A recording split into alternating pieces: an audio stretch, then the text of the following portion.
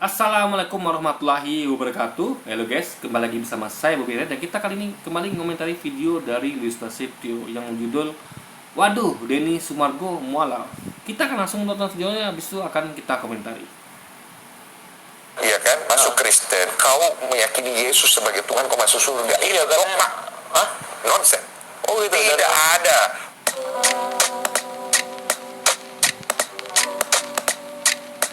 Assalamualaikum, selamat datang kembali di channel ini. Kali ini langsung aja saya akan bahas statement dari Denny Sumargo ya guys ya, yang mana dia adalah seorang Kristen tapi pemikirannya kok kayak mualaf ya guys ya.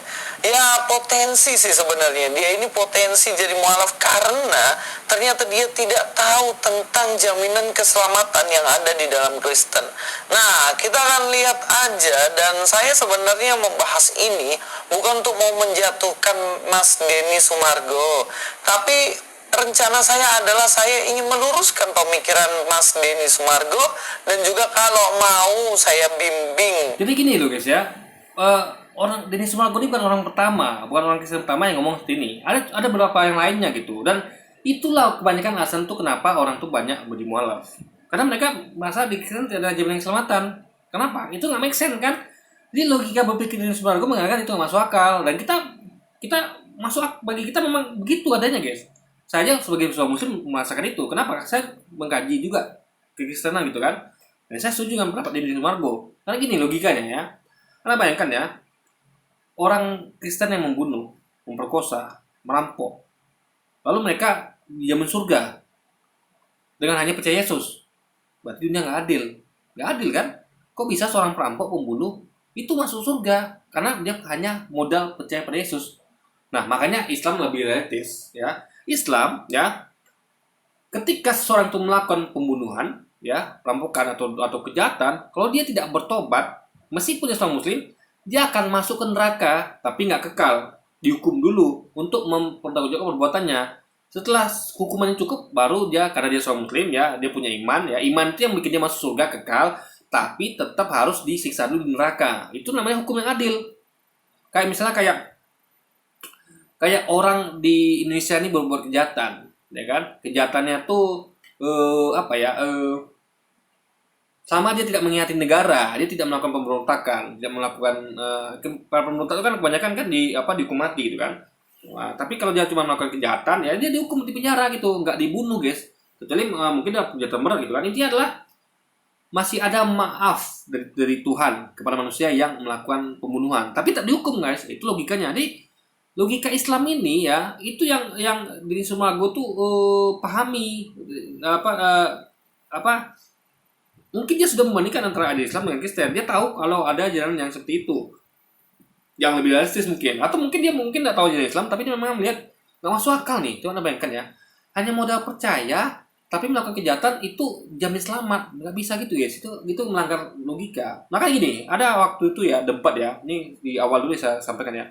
Pada nonton ya banyak perdebatan itu, ada bisa tonton perdebatan orang luar lah, biar anda lebih cerdas. Karena mungkin orang dalam ini mungkin ada udah biasa gitu. Jadi banyak perdebatan di luar sana, di English corner, di Inggris itu ada namanya speaker corner gitu kan. Di Amerika orang-orang yang debat antar agama itu ada pertanyaan menarik ya. Ini gini, ini namanya memancing logika kita, mencerdaskan kita. Ini gini pertanyaannya ya. Waktu itu seorang muslim ya bertanya kepada orang yang Kristen yang hendak ya bincang-bincang gitu kan, untuk debat itu kan. Jadi ada kasus dua, seorang Kristen memperkosa dan membunuh anak kecil ya. Anak kecil ini bukan muslim, bukan Kristen, anak kecil ini kan muslim. Jadi ada orang Kristen ya yang dia tuh percaya Yesus kan, tapi dia memperkosa dan membunuh anak kecil yang muslim. Nah pertanyaannya, anak kecil tuh masuk neraka, yang Kristen masuk surga. Apa jawaban orang Kristen ini? Ya. Itu kan tidak adil guys. Jadi orang Kristen ini mempercayai sesuatu yang tidak adil. Tentu orang muslim ini tentu nggak setuju. Oh nggak bisa begitu, nggak masuk akal ini ya kan. Masa orang Kristen yang membunuh, memperkosa anak kecil muslim ya, itu anak kecil muslim ini masuk neraka, memperkosa ini masuk masuk surga. Ini kan masuk akal. Nah, yang kalau kita bandingkan ya, kalau Islam misalnya nih, Islam coba kita masuk Islam ya, kemudian ngerti kita harus membandingkan untuk melihat ini suatu masuk akal apa tidak, ada suatu perbandingan. Nah, makanya saya balik bawa Islam. Jadi Islam itu misalnya ini guys ya, ada seorang Muslim memperkosa dan membunuh seorang beragama Kristen. Apakah dia masuk masuk surga? Tidak. Ya, maksudnya itu nggak langsung masuk surga. Ya, dia akan dihukum dulu di neraka. Ya, tapi karena dia seorang beriman, ujungnya dia masuk surga, akan masuk surga. Dan aneh ingat ya, itu adil, lebih adil daripada dia langsung masuk surga guys, nggak dihukum dulu, gitu kan? Karena orang buat jahat dia dihukum penjara dulu, gitu kan? Tapi kalau kejahatan juga nggak selamanya penjara gitu kan, dibebasin juga gitu kan? Sama seperti orang yang Muslim yang berbuat dosa ya, kalau dia tidak tobat ya, tidak diampuni, dia akan masuk neraka dulu, gitu. Dihukum dulu gitu kan, disiksa di neraka. Setelah dosa-dosanya semuanya terbayarkan, baru dia masuk surga. Itu lebih logis. Jadi orang tuh kepikir itu buat kejahatan. Kenapa? Karena dia tidak bisa lepas dari hukuman ketika orang berbuat kejahatan. Jadi orang tuh gampang buat jahat. Sama kayak di dunia nyata ya. Orang gampang buat jahat. Kenapa? Karena ada hukuman penjara, hukuman sosial di masyarakat gitu kan. Nah, tapi kalau Anda dijamin masuk surga, meskipun Anda melakukan kejahatan, hanya modal percaya saja, orang akan mudah berbuat kejahatan. Kenapa? Modal cuma percaya. Jadi selama Anda percaya mau buat kejahatan pun Anda tetap masuk surga. Itu maksudnya nggak logis. Jadi makanya saya katakan, jadi dalam keselamatan di Kristen itu yang Denny Sumargo yakini dan kita semua yakini ya, yang Muslim dan mualaf yakini, itu memang nggak masuk akal. Makanya itu berarti Denny Sumargo itu jujur, berarti dia tuh sudah memakai analisis yang cerdas gitu kan ya, untuk lihat hal itu. Dan itu dia nggak sampaikan di situ mungkin ya, atau nanti di video yang ditulisnya mungkin ada dia menyampaikan kenapa dia sampai punya poin seperti itu. Tapi kalau poinnya saya sampaikan seperti itu guys, itu memang nggak masuk akal gitu. Yang kita sampaikan kan kenapanya, tapi Luis kan tidak. Nanti kita lihat apakah Luis menyampaikan bantahannya gitu kan. Belajar kebenaran Kristen yang utuh, ya monggo dihubungi saya. Ada Instagram, juga ada YouTube. Saya tawarkan diri aja sebelum nanti Luis merasa lebih cerdas daripada Denny Sumargo gitu kan. Ini aduh, kalau saya lihat ya, justru ini siapa Luis gitu. Saya menilai Denny Sumargo lebih cerdas gitu kan. Dari segi ini ya guys ya, kita lihat dari zohirnya aja ya, siapa Luis, siapa Denny Sumargo gitu. Denny Sumargo adalah public figure, dia sering ngundang orang guys, podcast, ngobrol segala macam gitu kan. Luis siapa diundang dia gitu, ya kan? Dia paling bahas orang kayak saya ini gitu kan. Nah, saya juga dan saya dengan Denny Sumargo saya nggak bisa nyomongan saya bakal ini itu gitu kan, belum tentu gitu. Jadi dia adalah jangan sombong Luis itu dia. lambat, ternyata yang dipikir apa yang dipegang adalah benar padahal keliru. Nah, kita langsung aja bahas ya guys ya, soal apa yang disampaikan oleh Mas Denny Sumargo. Langsung aja kita bahas. Gue baca dalam satu riwayat termasuk di Kristen dan juga di Kristen itu nggak ada satu jaminan manusia itu bisa masuk surga. Aslinya itu Ada kan saya dengar-dengar itu katanya kalau masuk Kristen, iya kan, masuk Kristen, kau meyakini Yesus sebagai Tuhan, kau masuk surga. Iya kan? Nonsen. Tidak ada.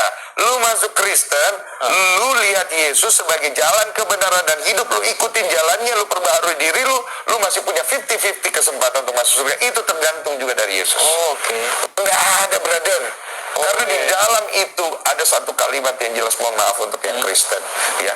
Tidak ada jaminan bahwa seorang akan masuk ke dalam surga kalau dia sendiri tidak mau memperbaiki hidupnya. Nggak ada itu.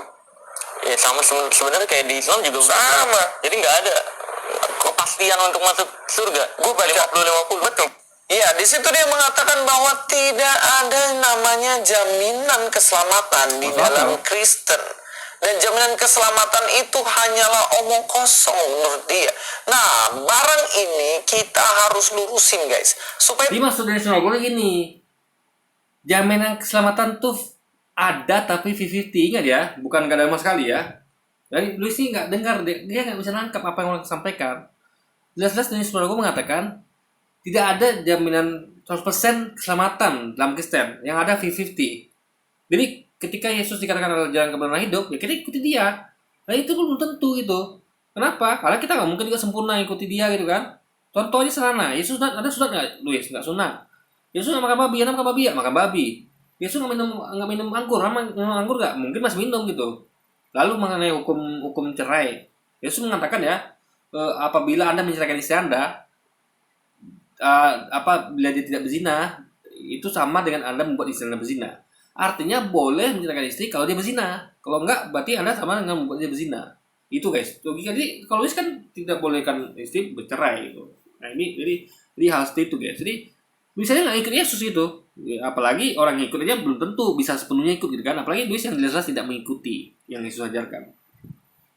Tidak terjadi kesalahpahaman, karena faktanya memang di dalam Kristen itu jelas-jelas ada jaminan keselamatan, dan ini yang kita harus tahu sebagai seorang Kristen yang baik. Kita percaya ada yang namanya jaminan keselamatan. Kalau di agama lain kan mudah-mudahan ya, dalam Kristen itu pasti guys.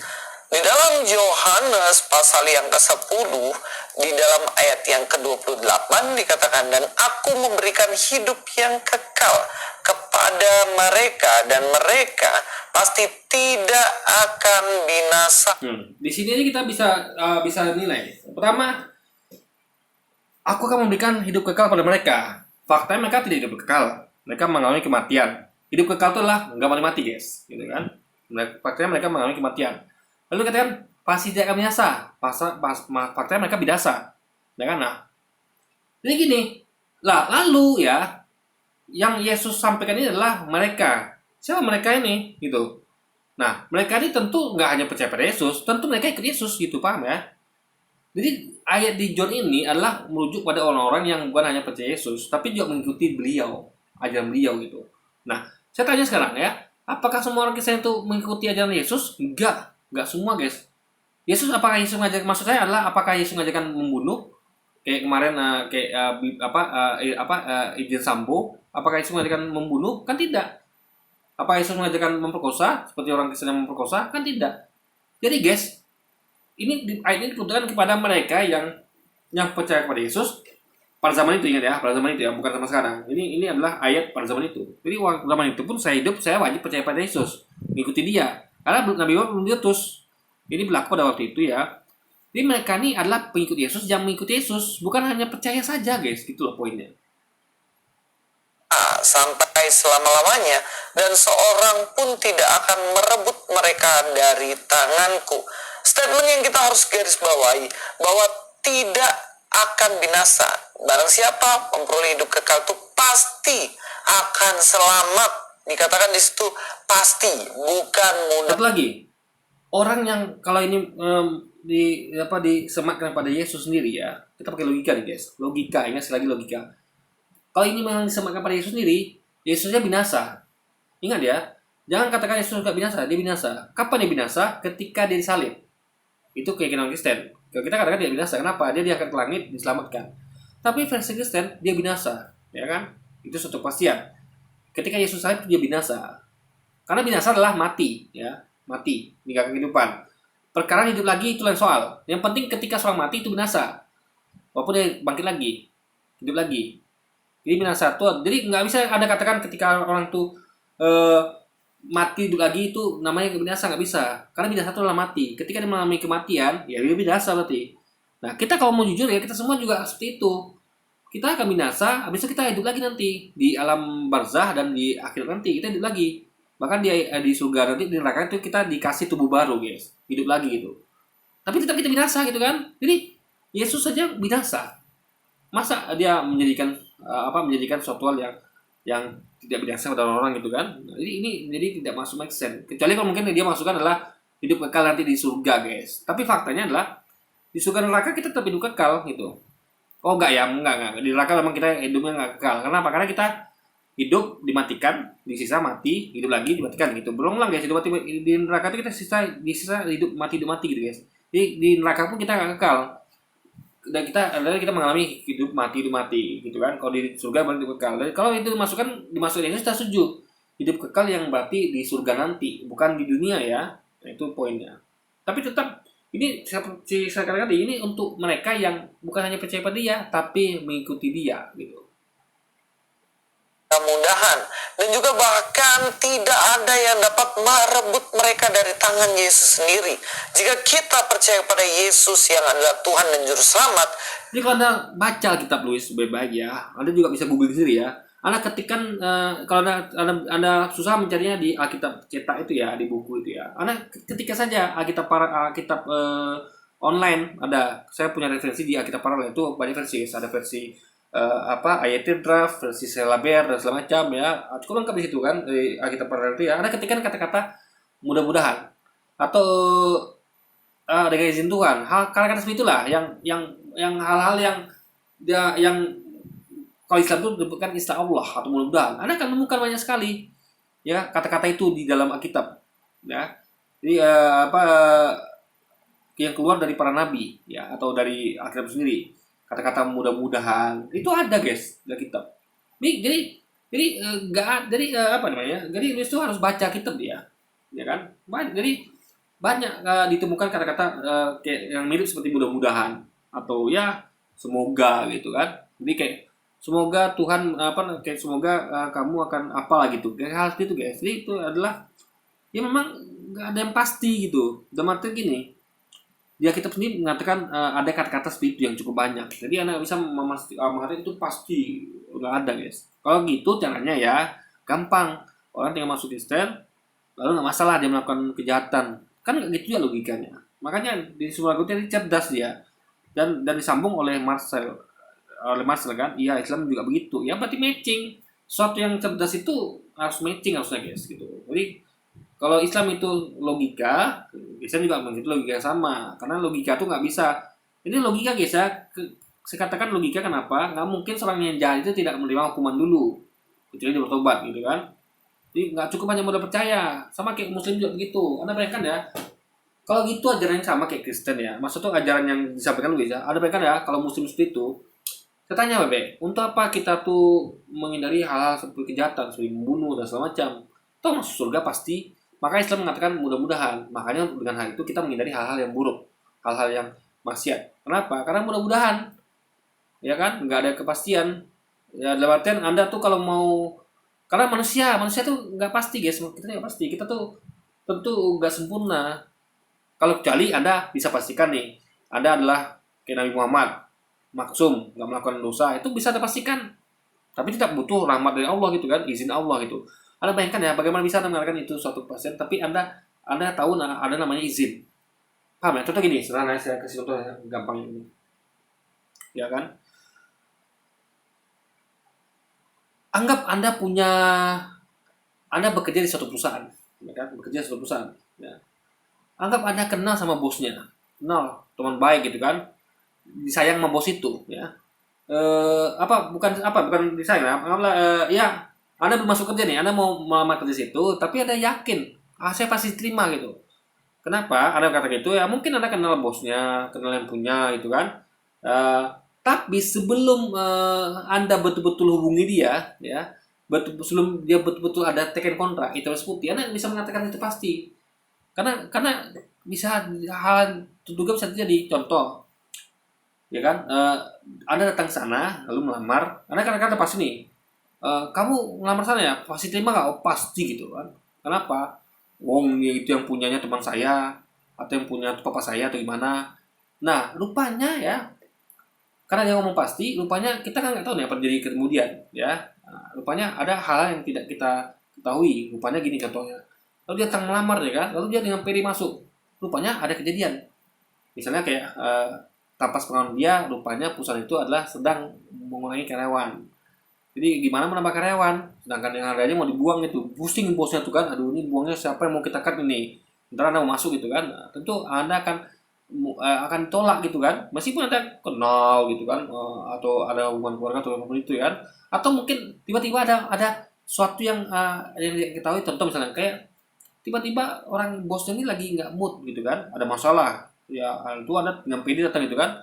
Nah, mereka akan, jadi orang ada kemungkinan mereka nih karena ngomong, kita kan ngomong kemungkinan guys ya, jadi maka itu kenapa nggak pasti, karena ada kemungkinan itu membuat adanya ketidakpastian gitu. Jadi nggak bisa katakan pasti, nggak bisa, ada kemungkinan itu. Makanya kalau Anda ngomong pasti itu nggak bijak guys, logikanya nggak bijak. pasti saya masuk surga, pasti saya akan lulus, pasti kayak ini. Emangnya ada Tuhan? Ingat ya, hanya Tuhan yang bisa memastikan. Ya, hanya Tuhan bisa memastikan. Ya, contoh, Yesus dia bisa memastikan itu. Ya, contoh ya. Yesus waktu itu dia melihat ada pohon ara. Ini Tuhan loh guys, yang mereka Tuhan kan loh. Bayangkan ya, Tuhan aja nih kayak gitu, yang mereka Tuhan kan. Makanya kita yakin itu bukan Tuhan.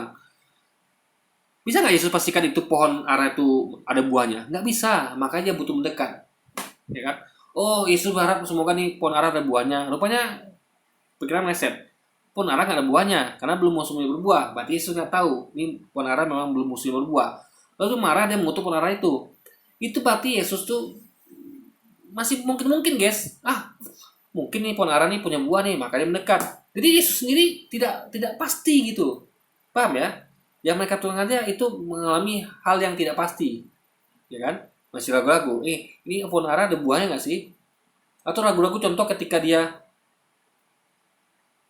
ke Taman Getsemani, lalu dia sujud ya berdoa, itu kan dia ragu-ragu, nggak pasti. Dia nggak pasti apa, nggak pasti ini, nggak pasti dengan perbuatannya. Kenapa dia lari-lari dikejar-kejar gitu kan? Berarti dia nggak pasti dia. Kalau pasti itu kan, iya udah ini langsung pada gitu kan.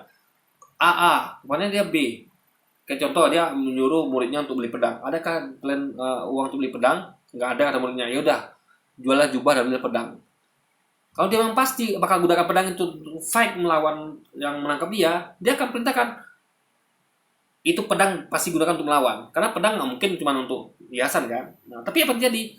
Kalau dia ragu-ragu, dia berarti mungkin ini kenapa saya katakan mungkin dia mikirnya gini, mungkin itu tentara orang Yahudi datang nggak bawa tentara, makanya dia ambil pedang karena masih bisa kita lawan, minimal nakut-nakuti. Tapi ternyata bawa tentara lengkap Romawi, ya berarti nggak melawan, berarti Yesus juga berandai-andai, mungkin saja ini logikanya mungkin saja ini bawanya nggak bawa tentara nih, hanya orang rabi saja. Jadi seperti itu guys. Jadi Yesus sendiri itu masih berpaham mungkin gitu loh, ya kan? Jadi nggak ada kepastian, yang bisa memastikan itu hanya Tuhan. Tidak ada bisa manusia itu memastikan, ya nggak ada bisa. Makanya Islam itu lebih logis ya dibanding ajaran Louis ya. Makanya di Sumargo itu cerdas dia nggak mungkin ada orang yang bisa memastikan, nggak mungkin. Yang bisa memastikan hanya Tuhan ya, Tuhan. Makanya manusia tuh walaupun misalnya Tuhan menjanjikan nih pasti ini nih gitu kan, ya Anda bisa nggak ikuti Tuhan sepenuhnya? Kan belum tentu. Misalnya Tuhan mengatakan ikutilah aku, atau Nabi mengatakan itulah aku, kamu akan jamin surga. Anda bisa memastikan nggak Anda bisa ikuti dia dengan sempurna? Itu masalah guys.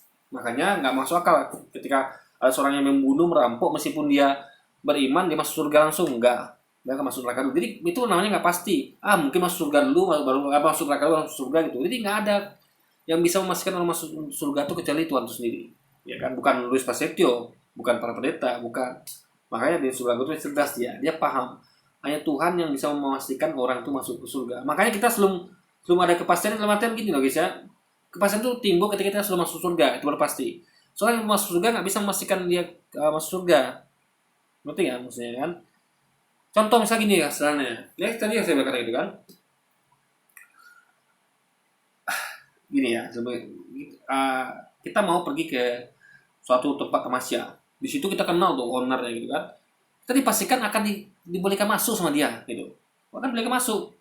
Pokoknya untuk kita apa sih gitu kan. Telepon kan, pasti masuk ya, pasti masuk kamu gitu kan. Berarti dia Tuhan gitu kan. Rupanya apa terjadi? Kita datang ke sana, rupanya tempat itu ada kejadian. Entah longsor atau apa, lalu kita bisa dipastikan masuk. Enggak bisa bro. Ini tempat lagi ada kejadian nih, ada bencana. Kamu pulang aja daripada bahaya kan, atau ada mungkin dia bad mood itu kan, tiba-tiba dia ada masalah gitu kan, udahlah jangan masuk sekarang lah, aku lagi ada masalah nih kan, balik gitu kan. Jadi nggak ada bisa memastikan guys gitu. Meskipun Tuhan sendiri memastikan, itu kan harus ikuti dia gitu, bukan hanya sekedar percaya guys. Karena kalau modal percaya enak kali kalau gitu, kita nggak perlu jaga buat baik, nggak perlu kita menghindari kejahatan. Kenapa? Modal percaya doang, makanya itu nggak masuk akal. Makanya modal percaya itu nggak masuk akal. Kita tuh wajib percaya, dan makanya Islam tuh mengajarkan ada dua, iman dan takwa. Nggak cukup aja iman. Iman akan memastikan Anda masuk surga, tapi itu tidak memastikan Anda untuk tidak masuk neraka dulu. Hanya iman dan takwa yang bisa Itu pun belum memastikan ada masuk surga ya, belum tentu memastikan. Kenapa? Karena mungkin juga iman dan takwanya masih belum sempurna. Ada celah tuh syirik, imannya masih kurang atau takwa masih kurang gitu guys. Itu logis sekali. Keselamatan pasti dijamin oleh Yesus Ya, bagi Kristus siapa? Allah kita. Bagi siapa? Jadi kalau dibilang nggak ada yang namanya jaminan Terus lagi dia katakan Yesus salah kita. Ya saya sampaikan ayat kitab ya, Luis ya. Di situ dikatakan bahwa Allah bukanlah manusia, juga bukan anak manusia. Lalu Yesus katakan Yesus salah kita. Yesus bukan Allah, Yesus anak Allah, paham ya? Yesus adalah anak manusia, anak Allah, anaknya keturunan Daud gitu kan? Anak moyangnya Daud gitu kan? Nah, dia bukan Allah, karena Allah bukanlah manusia, juga bukan anak manusia. Ini sama kayak ngomong ya. Saya sampaikan berkali-kali di video saya bahwa Clark Kent bukanlah Batman. Juga dibalik ya. Superman bukanlah Bruce Wayne. Karena yang benar adalah Clark Kent adalah Superman. Bruce Wayne adalah Batman gitu loh guys. Jadi kenapa dikatakan Clark Kent bukan Batman? Karena Clark Kent jadi Batman. Paham ya? Kenapa Allah bukan manusia? Karena Allah nggak pernah di manusia. Dan juga bukan anak manusia. Berarti Allah nggak pernah menjadi anak manusia. Itu logika berpikirnya guys. Keselamatan. Di dalam Kristen nggak ada yang namanya keselamatan itu hanya setengah-setengah dan lain-lain. Itu jelas keliru. Jadi kok bisa Denny Sumargo ini dia sudah Kristen tapi masih ragu dengan keselamatannya. Mari belajar Alkitab lagi dengan saya. Bahkan Luis nggak paham. Poinnya Denny Sumargo adalah dia tidak mengatakan bahwa tidak ada keselamatan sama sekali, tapi masih 50-50. Dalam artian apa? 50 keselamatan dapat dipercaya, 50% lagi dari melakukan, mengikuti gitu. Jadi percaya dan ikuti. Maka 50-50. Kalau 100% berarti percaya aja. Itulah makanya Denny Sumargo tuh mengatakan itu masuk akal. Makanya 50-50 percaya dan ikuti, bukan 100%. Artian percaya saja enggak. Itu nggak masuk akal guys.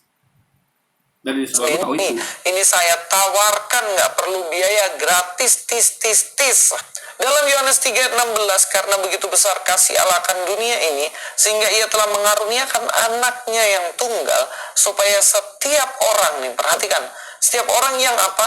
Yang percaya kepadanya, nyanya di sini adalah percaya kepada. Ya, ingat ya, percaya kepadanya, tapi juga mengikutinya. Karena ayat ini nggak berdiri sendiri guys. Ada lihat ayat lain ya. Ikuti Yesus gitu ya, akulah jalan kebenaran hidup ya, jalan kebenaran hidup ya. Berarti kalau jalan itu diikutin nggak mungkin jalan diikutin ya. Yesus katakan akulah jalan ya, jalan kebenaran. Jalan itu diikutin nggak? Ada orang juga nih, ini jalannya, kamu ikuti nggak jalan itu?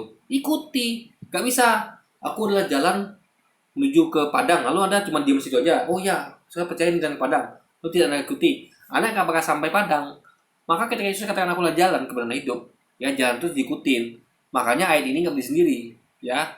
Masuk di ayat ini adalah percaya kepadanya adalah boleh dikekal adalah gini. Orang ini masuk surga. Kita juga sebagai Kristen percaya Yesus, tapi pada porsinya yaitu Nabi. Jadi percaya kepadanya itu pasti masuk surga, ya. Pada waktu itu percaya pada waktu itu, karena belum diutus Nabi Muhammad guys. Nah, cuman tetap ada masuk neraka dulu kalau kita tidak mengikutinya, paham ya? Jadi nggak cukup hanya percaya, juga harus mengikuti. Makanya itu harus baca kitab tuh lengkap, bukan hanya satu potong-potong satu ayat lalu disampaikan, enggak. Ya, ayat ini ada yang lainnya gitu. Karena Yesus, ingat, Yesus adalah jalan saja, bukan. Jadi Yesus itu bukan simbol, gitu loh. Kayak simbol nih, Misal ada orang berkata ini adalah jalan menuju Padang, atau ini adalah simbol, paham ya? Kalau simbol, Anda bisa percaya saja. Simbol Indonesia, simbol apa ya? Simbol Superman adalah huruf S. Ya udah, Anda percaya itu simbol Superman, cukup. Tapi kalau katakan jalan itu ikutin guys, gitu loh. Jalan terus diikutin, beda sama simbol ya. Ini ngomong tentang simbol, percaya padanya itu dalam simbol, ya, bukan dalam hal jalan. Jadi ada dua, percaya dan dia jalan gitu guys. Jangan lupakan bahwa dia jalan yang harus diikuti gitu. Kristus Yesus tidak binasa, melainkan beroleh hidup yang kekal. Di sini jelas dikatakan barang siapa percaya memperoleh hidup yang kekal. Jadi tidak ada keraguan-raguan dalam keselamatan di dalam Yesus Kristus. Dan ini yang penting harus dipahami oleh Mas Denny Sumargo. Kasihan sebenarnya Di semua aku paham banget, ya kita paham banget. Luis yang nggak paham guys. itu si pesulap merah itu. Dia ingin mendengar kebenaran yang berasal dari Mas Denny yang adalah saksi Kristus. Malah tidak dijelasin yang benar. Enggak, di pusat merah tuh ngerti dengan logis. Jadi logis ketemu logis. Jadi Sumargo orang yang logis. Pusat merah juga. Makanya pusat merah itu masih senang. Kenapa? Karena dia ketemu orang yang logis gitu loh. Karena kan ketika mengatakan Islam juga begitu. Jadi memang nggak masuk akal itu. Memang nggak masuk akal kalau ada orang yang hanya modal percaya masuk surga, nggak masuk akal. Kenapa? Karena kita harus ikutin juga agamanya. Nggak bisa Anda cuman percaya itu Tuhan, percaya agama itu, lalu ada cuman KTP gitu kan? Nggak bisa guys. Kalau gitu orang ngapain orang ibadah, ngapain orang jaga supaya tidak melakukan kejahatan, tidak melakukan yang salah. Kenapa? Kalau cuma modal percaya, itu artinya adalah untuk selamat Anda butuh modal percaya 50% dan 50% lagi adalah perbuatan. Jadi percaya itu lisan ya, lisan atau hati. Juga harus dibuktikan dengan perbuatan. Jadi nggak mungkin Anda tuh, misalnya gini, saya percaya kepada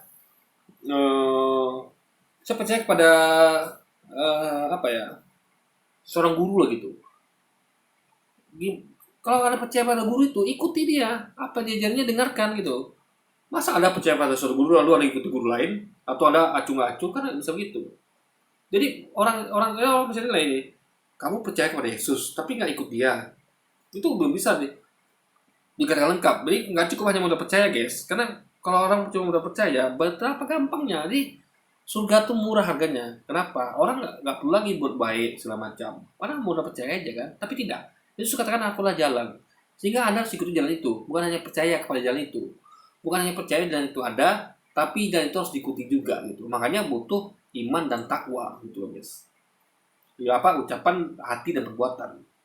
Malah dijelasin yang keliru tentang Kristen. Sebenarnya itu momentum bagus. Siapa tahu di situ pesulap merah dia sadar, ternyata keselamatan hanya dalam Yesus saja. Kan sayang banget tuh pada akhirnya dia plongo-plongo. Gitu ya. Jadi sama aja dong sama agama saya. Dia bukan pelongo-pelongo. Dia senang ada orang cerdas seperti umat Islam. Umat Islam cerdas guys, ngerti kita bahwa keselamatan itu ada pada iman dan takwa. Maka Islam itu guys bukan cuma modal iman, tapi ada nama takwa. Itu sebanding. Ucapan, hati, perbuatan sebanding. Gak bisa Anda cuma hati, ucapan nggak bisa. Harus ditunjukkan dengan perbuatan gitu. Apa bukti Anda cinta negara Indonesia? Gak mungkin cuma ngomong kan. Makanya ada orang-orang ya yang aku NKRI. Buktinya apa Anda NKRI? Dia harus membuktikan dengan cara apa? Itu bangun negeri ini gitu kan harus begitu. Nah ini guys, kalau orang yang cuma ucapan hati itu omdo namanya. Dalam hatinya aku pengen gitu, tapi dia nggak melakukan. Misalnya dalam hatinya dia pengen dia pengen sukses, tapi dia tidak melakukan hal untuk menuju sukses gitu. Nah itu namanya omong doang. Sama kayak orang beriman, dia ngaku beriman tapi mengharap keselamatan, jadi nggak bisa hanya iman. Buktikan Anda beriman apa? Itu perbuatan. Ya, untuk mengikuti apa yang Anda imani, paham nggak? Ya, ada percaya sesuatu, ya Anda ikuti dia, bukan hanya cukup percaya saja guys. Jadi makanya dikatakan 50% iman, 50% lagi perbuatan, gitu loh. Itu kan, coba jelaskan sebenar-benarnya tentang Kristen. Siapa tahu dia mau belajar kan gitu. Siapa tahu nanti ada kesempatan saya juga untuk ngajar pesulap merah atau mengajar Mas Denny Sumargo. Itu kan. Aduh, Luis nih guys, saya betul-betul sok pede guys, beneran. Kalau Anda nonton konten saya ya, berapa banyak kesalahan berpikir dia yang saya bongkar di sini gitu loh. Yang saya kupas di sini. Ya, sama saya aja dia udah nggak bisa argumentasi gitu kan. Membantah, apalagi dengan Denny Sumargo atau Marcel gitu. Jadi jangan pede gitu kan. Anda saya sudah buktikan kalau Luis ini memang orangnya punya kegagalan berpikir guys. Jadi dia nggak paham apa yang Sumargo sampaikan, dia nggak paham itu. Apa maksudnya 50-50? Kenapa tidak ada jaminan keselamatan 100% itu kenapa gitu. Ini bukan tidak ada jaminan keselamatan sama sekali. Tidak ada jaminan keselamatan 100%, yang ada 55%, 50-50. Yang ada 50 itu adalah percaya, 50% lagi lah ikuti jalan itu gitu loh, perbuatan artinya. Mantap gitu loh, daripada belum tahu tapi banyak bicara nanti keliru gitu loh. Kita lanjut ya.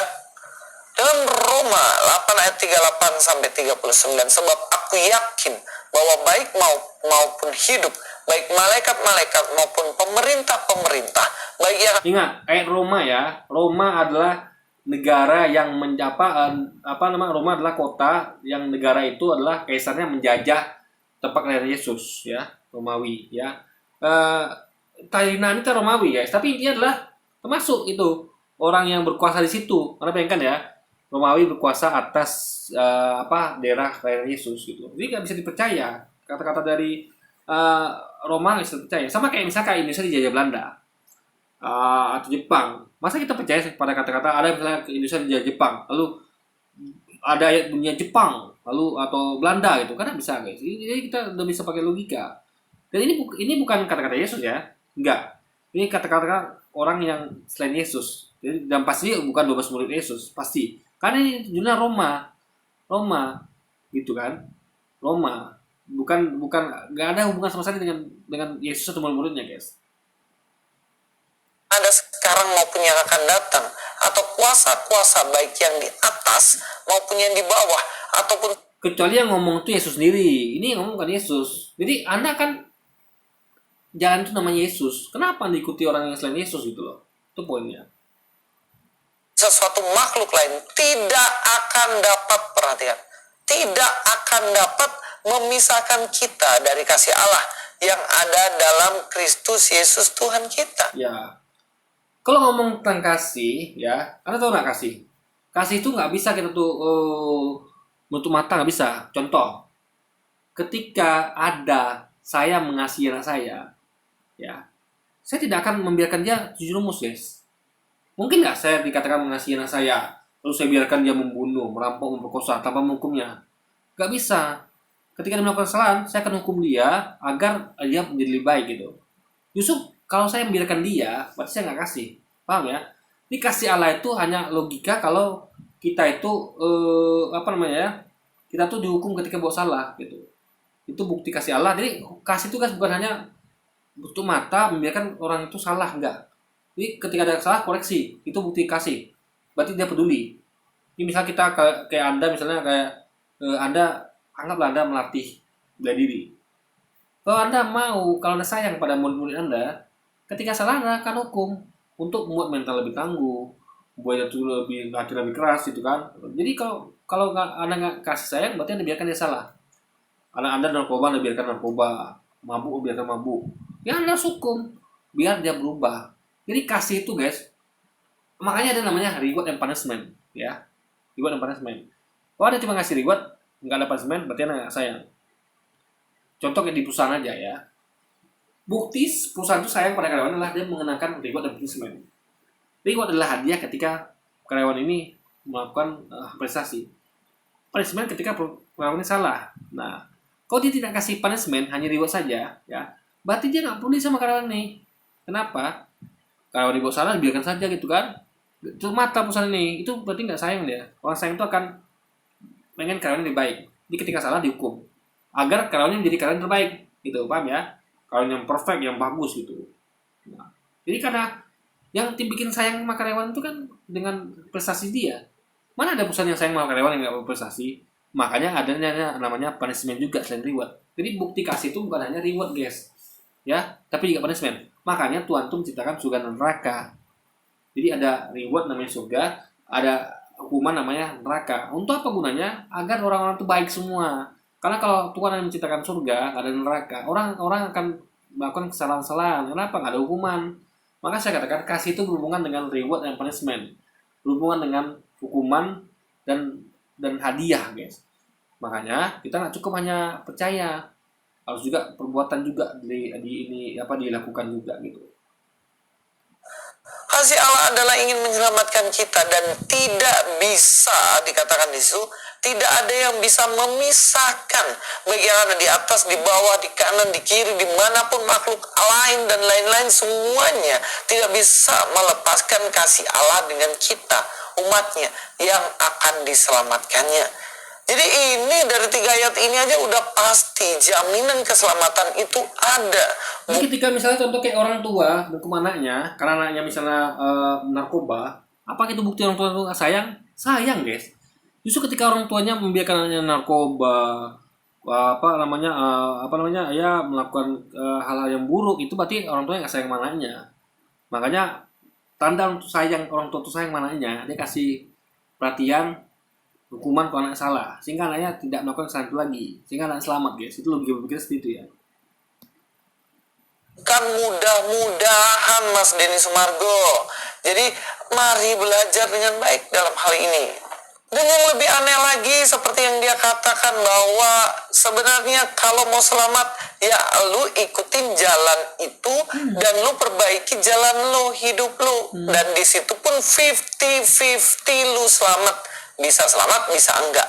Lu masuk Kristen, lu lihat Yesus sebagai jalan kebenaran dan hidup, lu ikutin jalannya, lu perbaharui diri lu masih punya 50-50 kesempatan untuk masuk surga. Itu tergantung juga dari Yesus. Oke.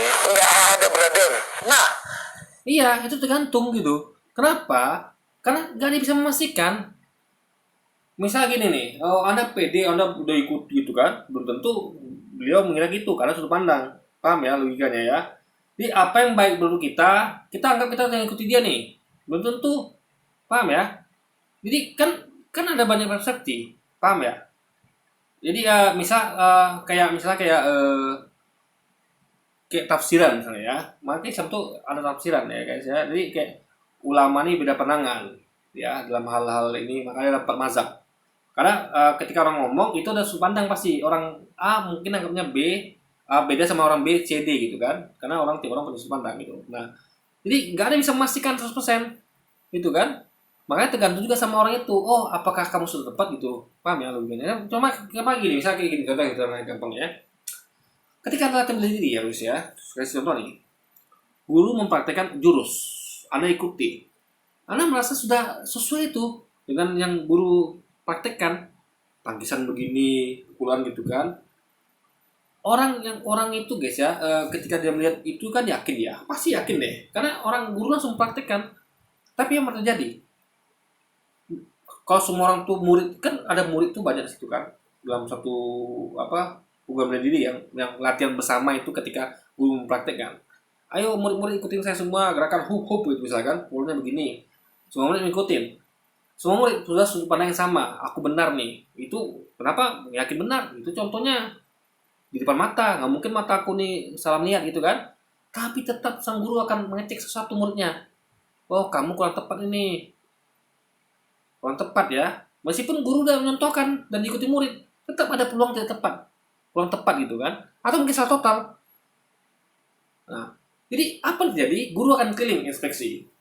Anda pernah, dulu saya nggak pernah mungkin latihan bela diri ya, nggak paham ya mungkin hal beginian. Guru setelah mempraktikkan jurus, lalu murid ikutin, guru yang baik itu akan datang ke murid-muridnya, mengecek gerakannya. Oh, ini kamu bagus, tepat. Ada yang nggak tepat guys, diperbaiki. Kuda-kudanya salah nih, atau tangannya diginikan ya, dibelokkan sama gurunya, diarahkan yang tepat gitu. Nah, apa artinya? Berarti itu tergantung gurunya. Jadi murid nggak bisa memastikan dia sudah mengikuti gurunya dengan benar, nggak bisa memastikan. Gurunya bisa memastikan, paham ya? Makanya di semua guru cerdas. Ketika dikatakan ketika ada orang merasa aku ikut Yesus gitu kan, belum tentu. Yang tahu siapa Yesus, dan dia yang mengecek Anda, paham ya? Makanya Muslim juga begitu. Kita merasa sudah mengikuti Allah. Kita nggak tahu apakah Allah berpandangan seperti itu apa tidak, karena sebenarnya beda. Anda melihat orang tentu beda orang melihat kita. Sama kayak orang deh, orang merasa aku sudah baik, sudah ini semua, belum tentu. Makanya kita perlu namanya mirror ya, pendapat orang. Maka Lewis ini adalah tipe orang yang ya itu sok guys, namanya sok gitu kan. Dia tuh nggak bisa lihat pendapat orang itu. Oh, masa benar sendiri gitu kan. Oh, yang penting aku merasa udah mengikuti Yesus gitu kan? Belum tentu. Aku merasa udah baik, belum tentu. Yang nilai itu adalah orang lain atau Yesus gitu. Makanya cerdas Dennis Sumargo ini, nggak kayak Louis. Louis nggak ngerti logi itu guys, nggak ngerti. Jadi ketika contoh kayak Bladiri tadi, ketika Louis ikuti gurunya nih, gurunya kan, ketika guru datang pasti dia akan marah. Pasti guru nih gitu kan. Saya udah ikuti kamu nih guru, saya pasti. Dia akan malu sendiri. Ini misalnya gini nih, dia ikuti gurunya kan, gurunya datang inspeksi. Dia berkata pada murid lainnya, gurunya pasti, aku yakin guru itu pasti akan membenarkan aku. Karena aku benar. Rupanya dia kecil ya. Gurunya datang memperbaiki dia. Louis, ini kira-kira kamu salah nih, tidak begitu ya. Kecil dia, malu dia guys. Kenapa? Karena semua bukan tergantung dia, tergantung gurunya. Sama kayak tadi. Anda merasa ikut Yesus, tergantung Yesus. Karena dia yang menilai Anda, bukan Anda menilai dia. Atau Anda menilai diri sendiri, enggak ya. Makanya orang tuh guys, jangan pernah menilai diri Anda sendiri ya. Serahkan pada orang, gitu kan. Karena kita butuh mirror. Nggak ada orang tuh yang bisa menilai diri sendiri dengan sempurna, ya kan. Kita butuh orang-orang. Makanya orang-orang yang cerdas itu, orang-orang yang bijak itu butuh pendapat orang. Nggak bisa itu hanya pakai pendapat sendiri gitu. Dia harus punya banyak perspektif. Orang bijak satu seperti itu. Makanya kayak presiden ya atau raja itu nggak bisa apa kata mau gua. Makanya dia butuh penasehat, butuh perspektif lain, butuh rakyat untuk terus mengkritik dia gitu kan. Makanya presiden baik itu adalah presiden yang bukan otoriter. Makanya ini mesti kalau di presiden dia bakal otoriter. Kenapa? Ya nggak mau dengar pendapat orang gitu kan. Mau dia aja guys. Paham ya? Orang demo, apa demo-demo? Udah pasti kok ini benar gitu kan. Nggak bisa gitu. Nggak ada yang bisa memastikan semuanya itu kecuali Tuhan itu sendiri. Makanya kalau ada meyakini itu Yesus Tuhan, makanya dia yang bisa memastikan gitu loh. Kita aja yang meyakini Yesus Tuhan ya, kita juga nggak bisa mengatakan Yesus yang memastikan. Yang memastikan itu siapa? Tuhannya Yesus, yaitu Allah gitu guys. Ini ajaran dari mana? Ini tidak pernah diajarkan di dalam Kristen. Sama sekali nggak pernah. Kita coba akan bahas mengenai jalan yang dimaksud dengan Mas Denny Sumargo ini ya. Dalam Yohanes 14 ayat 5 sampai Pada jalan Kristen berarti Kristen ini beda sama kitabnya. Karena kitab adalah ini, jalan dan warna hidup gitu. Tidak ada seorang pun yang datang kepada Bapa kalau tidak melalui aku. Berarti datang melalui, bukan diam saja. Melalui berarti dengan perbuatan. Bukan percaya saja gitu. Karena percaya saja bukan melalui berarti. Kalau Anda misalnya mau dari sini ke Padang, ya dari Pekanbaru ke Padang, tempat saya tinggal Pekanbaru atau Pekanbaru ke Jakarta, Anda harus datang melalui itu guys. Berarti Anda harus berbuat, bukan hanya percaya. Oh saya percaya ini jalan menuju Jakarta, enggak. Lalui jalan itu, alias berbuat. Jadi ikuti jalan itu gitu loh, untuk sampai ke Jakarta. Jadi poinnya adalah 50-50. Percaya ini jalan menuju ke Jakarta dan ikuti jalan itu. Bukan hanya sekedar percaya guys. 6. Kata Thomas kepadanya, Tuhan, kami tidak tahu kemana engkau pergi. Jadi bagaimana kami tahu jalan ke situ? Kata Yesus kepadanya, akulah jalan. Nah, akulah jalan di sini maksudnya jalan apa? Maksudnya adalah jalan menuju ke Bapa, ke hidup kekal, ke surga. Seperti yang bilang Yesus. Iya, Yesus cuma jalan, tujuannya Bapa. Berarti Yesus bukan Bapa. Ketika Anda katakan ini jalan menuju ke Jakarta, berarti jalan ini bukan Jakarta. Jalan adalah sarana menuju Jakarta. Berarti Nabi adalah jalan menuju Tuhan. Berarti Yesus cuma jalan, cuma Nabi. Tuhannya siapa? Bapaknya. Bapa adalah tujuan, Yesus jalan. Bapa Tuhan, Yesus Nabi. Itu logika sederhana guys, yang nggak bisa Louis dan teman-teman kita Kristen lain untuk paham ini. Ini logika sederhana loh. Jalan itu bukan tujuan. Jalan adalah utusan Nabi, tujuan adalah Tuhannya gitu loh. Yesus. Karena Yesus bilang kamu akan bersama-sama dengan aku di surga. Kemudian murid-muridnya bilang, loh gimana mau ke sana jalannya saya nggak tahu. Dan Yesus bilang, aku jalannya aku ini jalan lah. Terus kalau jalan itu diperbaiki, masa Yesus yang adalah jalan keselamatan diperbaiki jalannya? Oke, kalau begitu Diperbaiki maksudnya adalah ikut Yesus tuh diperbaiki. Karena kita misal gini, saya katakan misalnya saya ikut jalan ini menuju Jakarta. Ya saya perbaiki, dan artian saya harus ikuti jalan ini, jangan setengah-setengah. Oh, habis jalan ini saya nyimpang jalan lain gitu. Perbaiki maksudnya itu adalah agar kita terus ikut jalan itu, gitu loh maksudnya. Maka ngerti nggak maksudnya?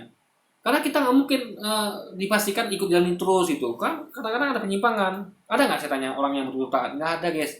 Kadang-kadang dia mengikuti jalan Yesus, tapi dia tergoda oleh misalnya kayak ya hal-hal yang dosa gitu kan. Jadi Makanya masuk perbaiki dari dosa, perbaiki dari ketika ada untuk keluar di jalan itu gitu loh. Karena nggak ada orang bisa memastikan dia itu ikut jalan itu terus 100% sempurna, nggak ada, karena manusia nggak sempurna guys.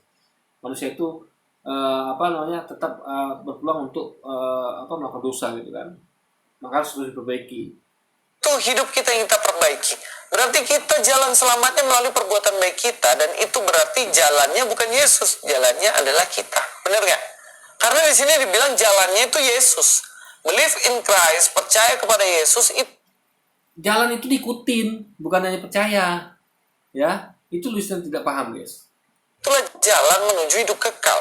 Jadi kalau masih lagi bilang bahwa melalui perbuatan baik saya, maka jalannya sebenarnya bukan Yesus, tapi saya jalan menuju surga, iya kan? Dan ini Kalau saya jalan menuju surga, berarti ada ikut saya. Jadi bukan, jadi kenapa Yesus katakan dia adalah jalan, ikuti dia, gitu loh. Bukan ikuti perbuatan Anda, Luis. Jadi Luis nggak paham deh guys. Jadi tetap mengikuti Yesus, bukan hanya percaya guys, gitu loh. Ikuti jalan itu diikuti, bukan hanya percaya. Ini bukan berarti ketika dikatakan makanya Yesus katakan ikuti saya. Saya di sini adalah bukan orang itu, bukan Yesus tapi Yesus guys. Itu poinnya yang Luis tidak pahami. lah yang tidak Mas Denny tahu, dan Mas Denny Sumargo harus belajar ini, bahwa jalan keselamatan melalui Yesus, percaya pada Yesus, bukan melalui diri kita dalam berbuat baik. Oke? Efesus 2 ayat 8-9. Sebab karena kasih karunia kamu diselamatkan oleh iman. Nih, bilang ya, oleh karena kasih karunia kamu diselamatkan oleh iman. Karena kasih karunia itu bukan hasil usahamu, perhatikan, bukan hasil usahamu, tetapi pemberian Allah itu bukan hasil pekerjaanmu. Jangan ada orang yang memegahkan diri. Jadi di sini bukan karena Ingat poinnya itu lengkap ya. Jadi ingat ada poin terakhir adalah jangan membanggakan diri. Artinya apa? Gini loh. Ketika ayatnya adalah mengenakan kepada orang-orang yang sombong. Karena kan ada, ingat yang bisa paham ya, itu ada bunyinya terakhir itu adalah jangan kamu membanggakan diri. Berarti ini ada ayat untuk orang-orang sombong. Berarti nggak berlaku untuk orang-orang nggak sombong. Berarti orang-orang yang nggak membanggakan diri nggak apa-apa, gitu kan? Jadi gini ya poinnya, ini pengen mengatakan bahwa kamu tuh percaya dan perbuatanmu ini jangan disombongkan, itu jangan dimegahkan gitu guys, paham ya?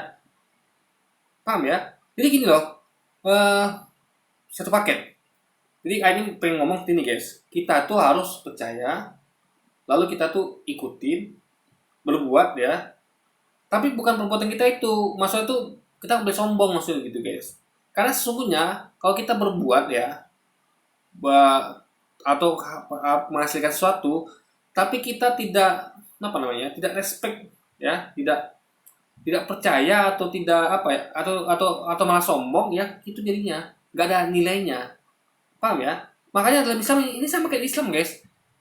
Dalam Islam itu ya, Anda percaya kepada Tuhan, lalu Anda mengikuti kata-katanya, tapi Anda sombong, nah itu nggak diterima. Dalam Islam tuh kesombongan tuh fatal guys. Makanya harus lengkap. Percaya, ikuti, nggak sombong. Paham ya? Jadi percuma Anda maksudnya adalah percuma Anda percaya, Anda ikuti tapi Anda sombong gitu. Paham nggak?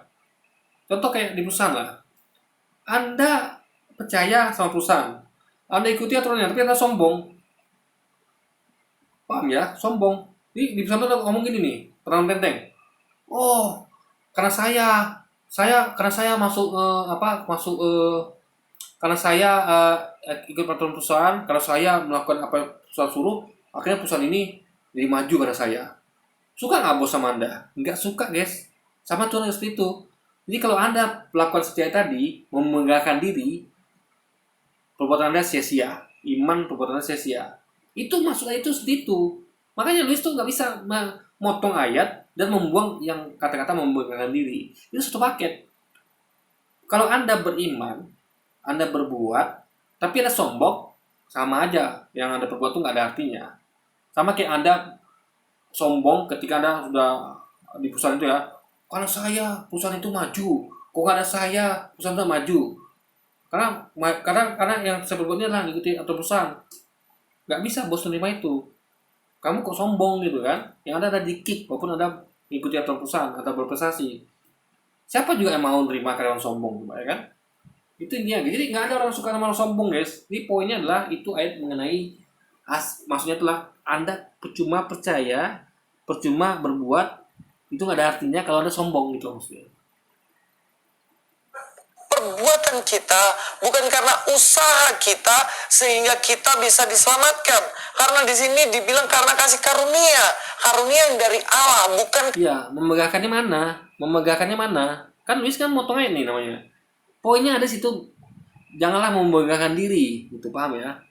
Karena kamu tuh ya berbuat pun kamu percaya, beriman, tapi kamu sombong, nggak ada artinya. Kenapa? Karena sombong itu sama kayak Luis tadi, ya dia sombong nih guys. Oh pasti masuk surga, itu sombong, paham ya? Kenapa yang tentukan tuh Tuhan, bukan dia. Nggak bisa kita memastikan Tuhan nggak bisa, ya kan? Tuhan berkata, orang-orang yang beriman pada aku dan berubah itu masuk surga, pasti masuk surga. Tapi kita tetap butuh konfirmasi. Dalam artian kita harus betul-betul meyakinkan betul, dalam artian kita hanya bisa berbuat. Paham nggak? Misalnya gini, Tuhan, misalnya Tuhan dikatakan, kamu beriman dan bertakwa masuk surga, pasti masuk surga Tuhan. Kepastian itu kita harus konfirmasi ulang. Paham ya? Karena kita belum tentu sepandang Tuhan itu kita sesuai gitu. Kan kata tadi ya, guru mengatakan siapa yang ikuti saya akan lulus. Belum tentu guru nggak mengoreksi kita gitu. Ya, guru tetap akan guru belajar akan tetap datang pada kita dan mengoreksi dengan kita. Apakah sesuai dengan dia atau tidak gitu kan? Nah, sama itu seperti itu guys. Jadi sudut pandang Luis ini sempit, dia ngerti hal seperti itu gitu. Logikanya dia nggak main Luis nih guys. Karena perbuatan baik kita, paham ya di sini ya. Jadi kalau dibilang ya perbaiki kelakuanmu supaya kamu masuk surga dan itu masih 50-50, enggak dong. Karena nggak ada andil sama sekali perbuatan kita menyelamatkan kita.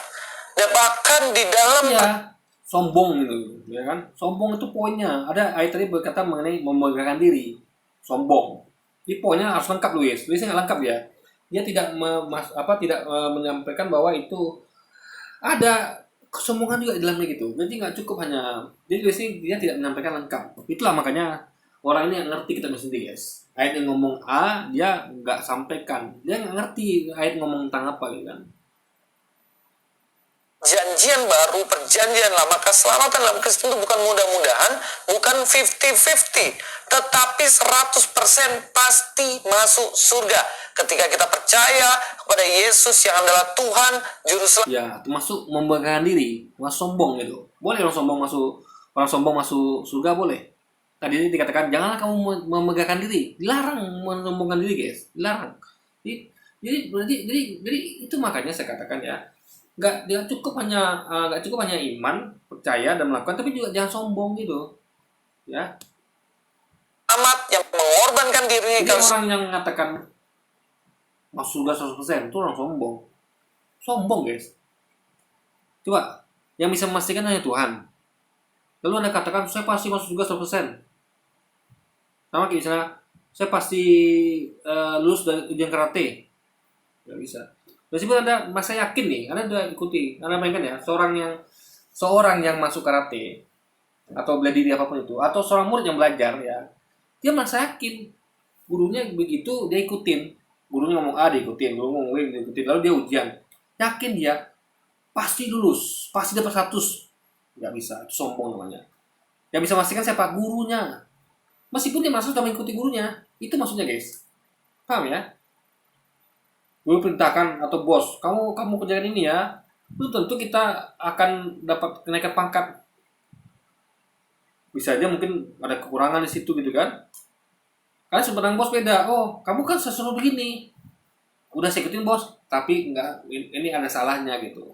Karena manusia tetap salah gitu. Dan sebenarnya beda. Apa yang orang lain pandang itu belum tentu sama yang kita pandang. Apalagi Tuhan. Apa yang Tuhan nilai tentang Anda sama yang Anda nilai terhadap diri Anda gitu. Jadi jangan sok-sok menilai diri sendiri. Hanya Tuhan yang berhak menilai diri kita. Hanya Tuhan yang berhak memastikan kita masuk surga atau neraka. Kita nggak berhak. Kita hanya bisa melakukan yang terbaik. Hanya bisa untuk mengikuti. Tetap Tuhan yang menilai itu dan Tuhan yang memastikan itu, bukan kita. Jadi itu pelajaran adalah jangan sombong. Seperti tadi. Janganlah kamu memegahkan diri alias menyombongkan diri. salib untuk menebus dosa kita.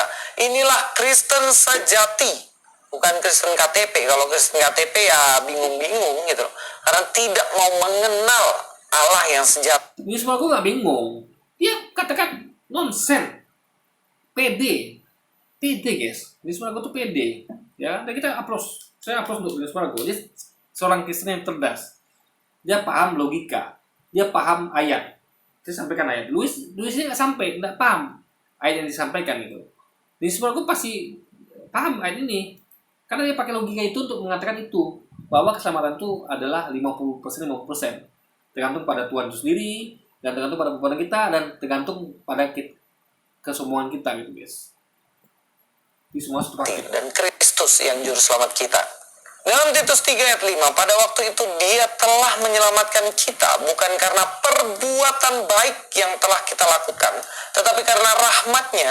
Rahmat dia guys, ingat. Saya katakan lagi ya, rahmat. Kok nggak ada rahmat dalam Islam? Rahmat. Kalau tidak ada rahmat atau izin, rahmat itu izin ya, rahmat itu izin. Kok ada izin Tuhan kita nggak bisa masuk surga, paham ya? Rahmat Tuhan, izin Tuhan. Maka Islam tuh, kenapa Islam tuh insya Allah mudah-mudahan masuk surga? Karena ada rahmat di situ. Apakah Tuhan merahmati kita apa tidak? Nah, Tuhan merahmati kita itu karena perbuatan kita. Ini sama-sama, ini dengan Islam sama. Cuman orang-orang yang ngerti maksudnya. Makanya tidak ada jaminan, betul dari sebagai katakan, tidak ada jaminan keselamatan 100% nggak ada. Semua 5% dari mana lagi? Ini rahmat Tuhan. 50% karena perbuatan baik kita, ya. 50% lagi karena rahmatnya. Rahmatnya itulah yang termasuk poin yang 50% dimasukin surga. Ingat ya, rahmatnya adalah bukan kita percaya. Di sisi kita adalah kita percaya dan melakukan perbuatan. Rahmat sisi dia, paham ya? Sama kayak bos. Di sisi Anda adalah Anda ketika Anda bekerja, Anda berusaha sebaik mungkin. Anda bekerja ikut aturan, percaya pada bos. Tapi kita butuh rahmat dari bos untuk Anda terima gaji. Ya dong. Coba Anda bayangkan ya. Gimana kalau bos Anda tuh tiba-tiba lagi bad mood? Anda merasa nih, bos, saya percaya kamu bos saya. Makanya saya patuh sama kamu kasih aturan saya ikutin.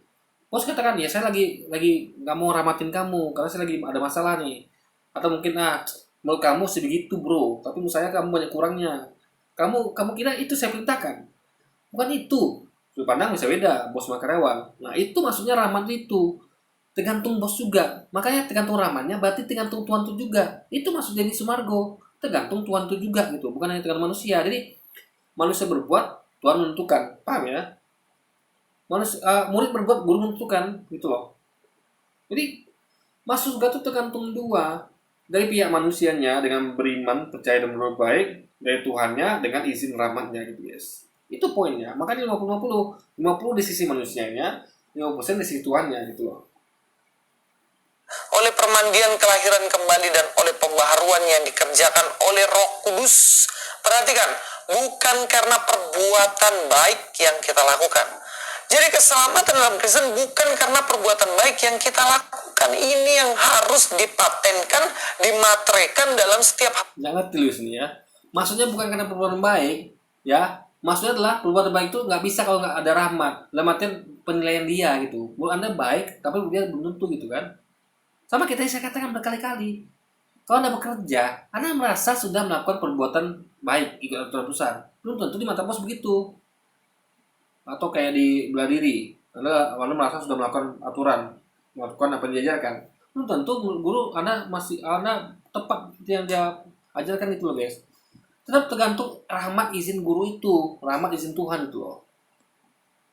Hati dan pikiran kita supaya kita tahu bahwa keselamatan bukan karena perbuatan baik kita, melainkan karena Kristus yang menyalibkan dirinya, mengorbankan dirinya di kayu salib untuk menebus kita. Itulah kenapa iman, percaya. Yesus tak pernah ngomong gitu ya, itu bukan kata Yesus. Jadi kalau Anda katakan, ini kalau orang ini ngaku ikut Yesus, makanya Yesus tak pernah ngomong gitu.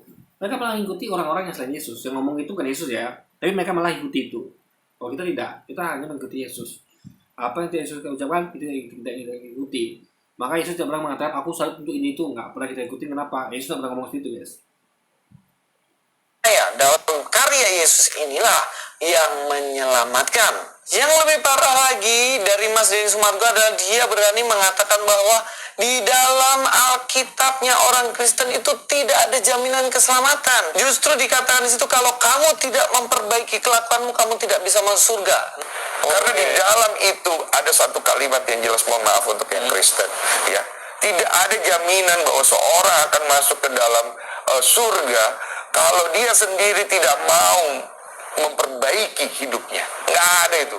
Nah, saya tanya sekarang, di ayat mana, pasal berapa, dan juga Yang tadi lu sampaikan itu, ya, perbuatannya diri dengan sikap tidak sombong, jangan memegahkan diri, dan rahmatnya akan turun.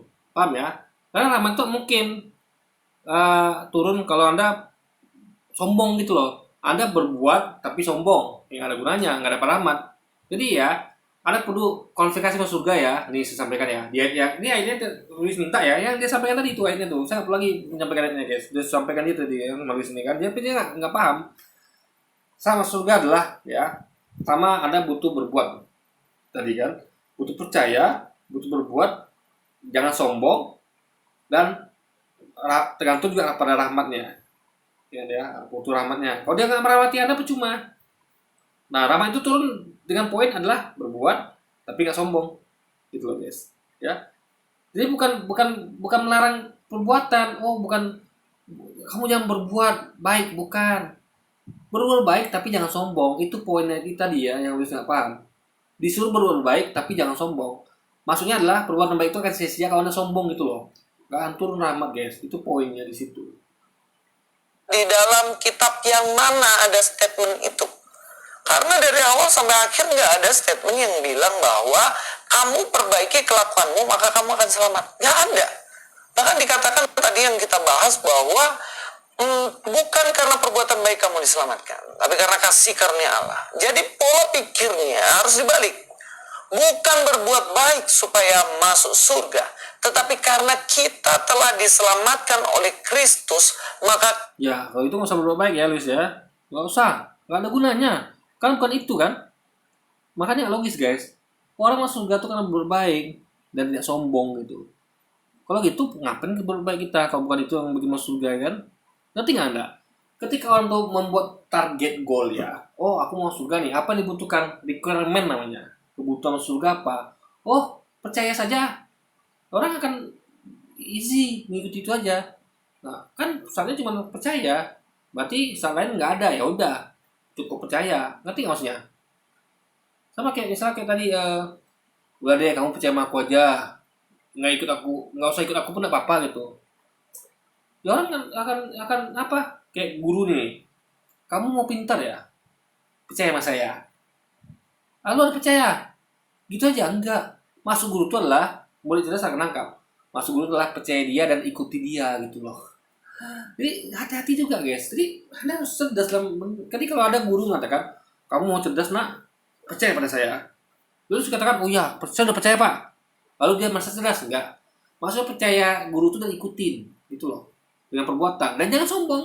Karena kalau sombong malah guru, dia nggak akan rahmatin Anda, nggak akan ridho, dia nggak akan izinkan ya Anda dapat ranking karena Anda sombong. Mana ada guru mau murid punya sombong gitu kan? kita wajib berbuat baik. Oke, paham. Ini perbedaannya. Surga. Jadi orang berbuat baik itu ada maunya supaya dia masuk surga, benar kan? Tapi dalam Kristen beda. Kamu sudah diselamatkan, so you must. Justru logis ketika orang yang masuk surga terus berbuat baik. Itu namanya reward. Perbuatan baik kamu akan di surga. Sama kayak kita berbuat baik, kita akan dipuji orang, gitu kan? Orang tuh muji kita kalau kita berbuat baik. Kalau nggak berbuat baik, nggak apa orang muji kita. Itu namanya reward. Itu berarti masuk akal. Semua reward itu orang akan ngejar reward dengan dengan logis gitu.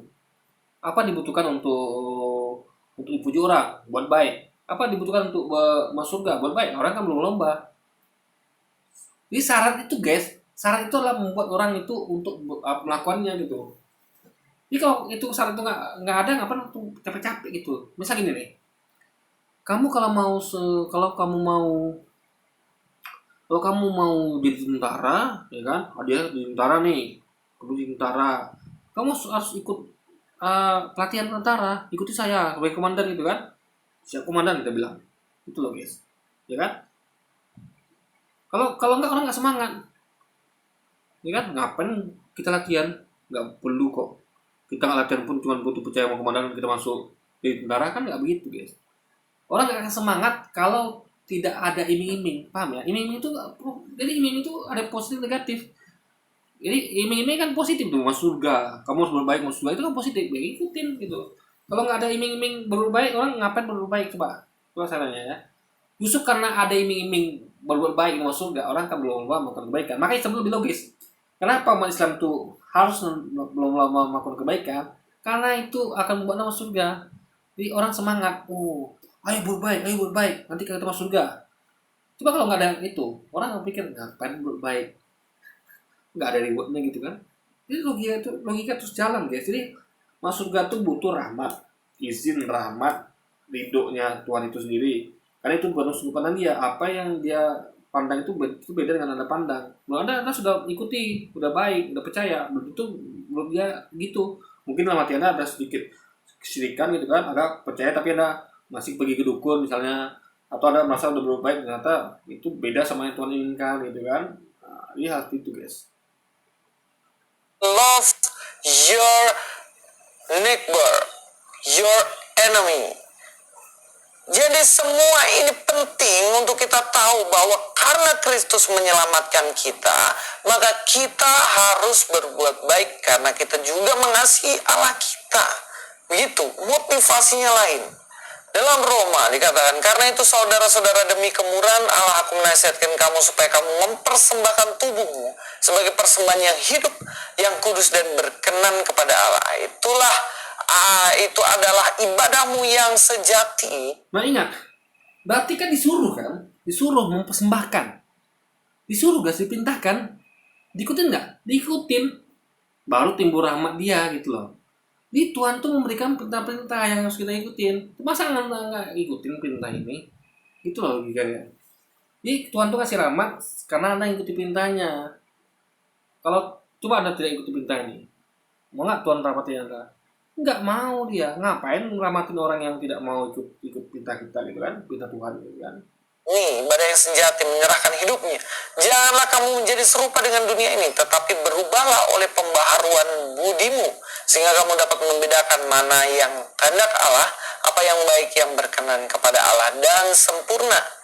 Kita harus berproses. Ketika kita telah diselamatkan, kita berproses terus belajar berbuat baik, karena kita ingin bersyukur, berterima kasih pada Tuhan sudah menyelamatkan saya, maka semua perbuatan baik saya ini bukti bahwa saya mengasihi Engkau Tuhan. Ini yang penting. Jadi Bisa paham ya. Contoh ya. Ada perusahaan. Nih pakai logika ya. Ada 2 perusahaan. Perusahaan pertama itu mengatakan kepada karyawannya begini, kalian di sini kerja akan digaji. Gaji kalian misalnya 3 juta sebulan UMR. Tapi untuk itu kan harus bekerja dengan rajin. Masuk kerja tepat waktu, ikuti kata bos, jangan melawan bos, ikuti perintah. Jangan sombong gitu kan. Nah, baru Anda digaji. Kalau tidak, itu Anda tidak digaji atau gajinya dipotong. Logis nggak? Logis. Coba yang kedua nih, Pesi Louis. Kamu diterima ke perusahaan ini, ya, dikasih gaji. Untuk itu kamu harus bersyukur, ya kan? Karena kamu diterima perusahaan ini, dapat gaji, kamu bersyukur, ya, bersyukur. Berarti tidak ada kewajiban situ. Kenapa? Hanya himbauan. Paham ya? Apa jadi ketika orang dihimbau? Apa yang terjadi ketika perusahaan melakukan hal itu? Ada orang yang mengatakan, oh ya siaplah. Karena orang ini guys ada 2 tipe, yang berterima kasih sama yang tidak berterima kasih. Apa yang terjadi? Orang-orang yang berpikir, aduh, itu apa? Kita berbuat baik untuk ikuti perusahaan nih. Toh kita udah digaji kan? Paham nggak? Udah digaji, ya sudah. Kita biasa aja gitu. Kan nggak begitu. Jadi kenapa orang tuh belum lomba mengerjakan tugas itu kenapa? Karena ada reward dari perusahaan. Paham ya? Jadi guys ya, di perusahaan yang menerapkan sistem reward and punishment itu akan lebih diikuti oleh karyawannya dibandingkan perusahaan yang tidak mengikuti reward and punishment. Yang ibaratnya kalah kan bersyukur lah harusnya diterima kerja sini, dikasih gaji. Ya nggak cukup untuk buat karyawan patung, nggak cukup. Karena mengira kan, ya kan bersyukur, padahal tidak. Kan tidak ada penekanan, tidak ada hadiah dan hukuman. Tapi perusahaan yang menekan ikut punishment, kalian kalau kerja nggak rajin dihukum, kalau nggak ada gaji dipotong. Orang akan belum melomba, semakin kalian rajin kerjanya akan dikasih bonus. Orang kalau lomba, sehingga akan jadi kebaikan di perusahaan itu. Perusahaan akan jadi maju. Tapi kalau sistem perusahaan menerapkan sistem seperti Lewis ini, kalian digaji nih, udah terima gaji, digaji, bersyukur dong. Orang belum lomba, akan standar kerjanya guys. Ada bahkan yang malas kan, kita himbauan nih kok, bukan suatu peraturan, bukan suatu keharusan, kewajiban. Makanya guys, kewajiban itu akan membuat orang untuk berlomba-lomba. Paham ya? Makanya ya, contoh gini ya, kita wajib sholat. Umat Islam ya, misalnya gini, coba ada misalnya gini ya, ada ibadah sunnah, ada ibadah wajib. Ketika orang itu dikatakan selain waktu itu wajib, puasa itu wajib, kira-kira dengan yang sunnah dia akan lebih milih yang mana? Milih yang wajib, karena wajib hukumnya gitu. Ada kalau anda tidak melakukan berarti dosa. Ya, wajib itu ya, tidak melakukan dosa, melakukan berpahala. Kalau nggak wajib ya nggak melakukan dosa gitu. Paham ya? Misalnya kayak sholat sunnah, nggak wajib, ada nggak sholat sunnah nggak dosa. Jadi orang akan lebih cenderung malas untuk sholat sunnah gitu guys, karena nggak ada hukumannya. Tapi orang akan berpikir untuk tidak sholat dua waktu karena ada hukumannya, yaitu dosa. Paham ya? Jadi mekanisme reward punishment itu penting. Jadi bukan hanya sekedar bersyukur aja gitu, nggak cukup. Nggak cukup, karena kita manusia loh, bukan Tuhan, bukan malaikat kita. Malaikat bisa gitu. Kamu bersyukur ya malaikat, kamu sudah diciptakan itu. Oke, siap. Karena malaikat yang nafsu, dia nggak bisa baling istilahnya guys. Dia akan tetap patuh apapun terjadi gitu kan. Memang diprogram untuk itu. Nah, itu baru nggak perlu reward punishment. Malaikat itu nggak perlu reward punishment karena dia adalah robot. Malaikat itu yang diciptakan sesuai dengan program. Manusia tidak. Manusia itu dikasih free will. Manusia bukan robot yang bisa milih mana baik mana buruk. Makanya dikasih reward punishment agar dia mengerjakan yang baik dan meninggalkan yang buruk. Jadi kalau Anda mengerjakan yang baik, kasih hadiah. Kalau Anda meninggalkan yang buruk, Anda akan dikasih hadiah. Kalau Anda meninggalkan yang buruk, Anda akan dihukum gitu maksudnya. Kalau Anda meninggalkan kebaikan, Anda akan dikasih hadiah. Mengerjakan keburukan, Anda akan dihukum. Orang akan berlomba untuk mengerjakan kebaikan dan akan menghindari keburukan gitu guys. Itu logikanya. Bukan berbuat baik karena ada maunya cuy, tapi berbuat baik karena kita bersyukur, karena kita telah diselamatkan oleh Allah itu sendiri. Dari semua pembahasan ini, Gak ada masalah dengan berbuat baik karena maunya, gak ada masalah ya. Positif. Contoh, orang berbuat baik di perusahaan ya, bekerja itu kan karena ada maunya, karena ada gaji. Ya, kalau nggak ada gajian orang ngapain coba? Gitu loh. Nah, sama kayak manusia. Kamu masih berbaik karena gajian surga. Karena untuk apa poin kita berbaik? Bersyukur gak cukup guys, gak cukup. Orang perlu dorongan. Makanya adalah reward itu dorongan untuk orang berbuat baik. Orang berbuat baik kasih dorongan. Maka jangan heran ketika ada orang tua yang memberikan anaknya dorongan. Kalau kamu buat baik ya, kalau kamu nolong orang nanti kasih uang, bukan kasih hadiah. Ada semangat nggak? Semangat. Coba kalau misalnya orang tua cuek, anaknya mau buat baik, khawatir dikasih hadiah, anaknya juga malas gitu kan, gak ada penghargaan. Makanya ketika orang berbaik dipuji-puji, dia kan semangat guys melakukan kebaikan, ya kan? Lalu kasih hadiah lagi. Ada orang ya, dia berbaik ada puji aja dia, hidungnya ngembang gitu kan, setelah kita hidungnya ngembang, lalu dia kan berbaik lagi. Kenapa? Dia senang dipuji gitu kan? Gak masalah, selama tidak ria gitu guys. Jadi berbuat baik itu perlu dirangsang, ya. Bukan cukup hanya bersyukur, tapi dari reward ada dorongan gitu guys. bagian mana yang mengatakan bahwa dalam Kristen itu 50-50 keselamatannya?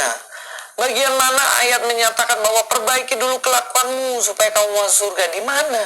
Tidak ada. Yang Luis bacain tadi, cuma Luis nggak paham. Itu aja bedanya. Nih semua gue pasti paham gitu kan. Mas Denny Sumargo, sekali lagi saya mengatakan ini bukan untuk menyerang Mas Denny. Saya buat video ini supaya semua orang yang salah paham dengan videonya Mas itu bisa berpikir dengan baik. karena jutaan orang yang nonton video tersebut dan kemudian dia mendapat konsumsi tentang kekristenan yang salah. Takut ya Louis. Ya, saya tahu penonton saya nggak sebanyak itu.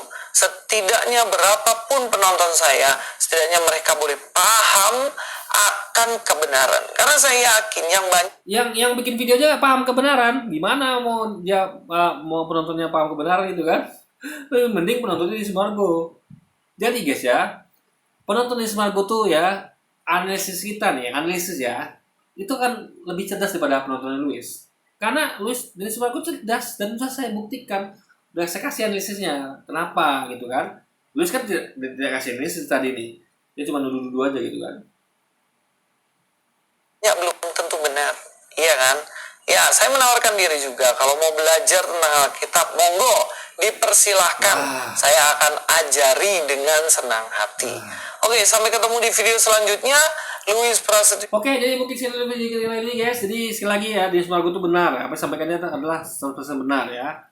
Tidak ada jaminan keselamatan baik di Islam maupun Kristen, tidak ada. Ya, kecuali kalau ada mengenai itu ajaran Kristen silakan. Tapi dari kitabnya seperti sama kita tadi, dalilnya mengatakan tidak ada jaminan keselamatan. Karena 50% itu tergantung pada rahmat Tuhan, pada ketidaksombongan, dan juga perbuatan kita guys. Gitu loh. Oke, jadi mungkin sekian dulu video kita kali ini. Sampai jumpa lagi di video-video selanjutnya. Wassalamualaikum warahmatullahi wabarakatuh guys.